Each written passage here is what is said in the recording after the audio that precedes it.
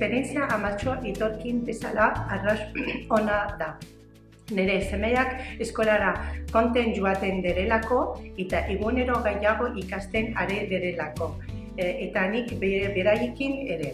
Eskola jaso dugun tratu oso familiarra izan da, laguntza bihar izan dugunean, hurbil eta laguntzeko prest izan ditugu bertako langile eta erakasle. Nik bi esperientzia gutxu ez, ikasle modun kontzertatu baten eta ondo zoreitzapen ona daukaz. Nik gero egizia da, irakasle modun 10 urte gona zela publikon lanin, eta hori da nire esperientzia ez. Eta esan aldotena da, eskaintza oso ona moten dabela gaur egun publikok. Eta gero bai gustatzate asko bertan dauen, pixkat giro hori eta zelan ikusten da pixkat ziketi ez. Esperientzia pixe dionak, baina irakasle modun publiko eskatzen. Ezkaba ikastetxe publikoan abiatu nuen nire bidea Antsoainen eta Txantreako Eunate Instituto Publikoan segitu. Eta egia esan esperientzia bikaina izan dut, bertan euskaldun nintzen, nire bi gurasoak erdaldunak dira. Bertan izan nuen lehenbiziko harremana euskal kulturarekin, bertsolaritzarekin, eta geroztik nire identitatearen parte handi bat bilakatu da, lagunak egin dituen, komunitate oso baten parte sentitu nintzen, eta bertan hazi nintzen pertsona bezala eta era berean euskaldun bilakatu nintzen. Bueno, yo cuando era pequeño fui a la escuela pública de Tafalla, tengo muy buen recuerdo de ella y ahora pues me doy cuenta y veo aspectos que por aquel entonces no veía, no me daba cuenta de ellos, como por ejemplo pues que todas las personas veníamos de realidades muy diferentes y convivíamos en ella, nos respetábamos y aprendíamos unas de las otras.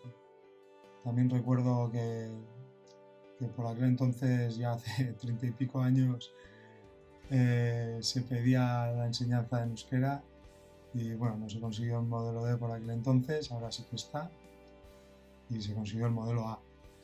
Actualmente la experiencia que tenemos con la escuela pública es a través de nuestro hijo y es una experiencia muy buena, muy positiva.